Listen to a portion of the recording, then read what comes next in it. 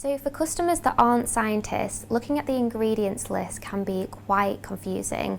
The ingredients list, known as the INCI list, has some names of ingredients that are really complicated. Could you explain why they are like this and assure they are safe for our skin? The first thing to really bear in mind is that everything in the world is a chemical. So the air we breathe, the food we eat, even us as humans are made up of chemicals. And we need some way to be able to name and categorise those chemicals and be able to align and explain what those chemicals are to people.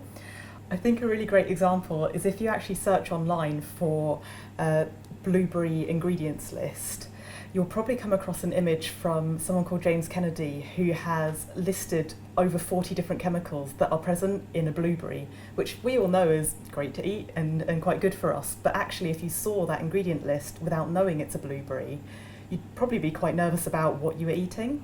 And I think the same is really true for cosmetic products. We have to be able to find a way to list what the chemicals are, but actually a lot of those, particularly in your product, are naturally derived and not that scary at all in a way.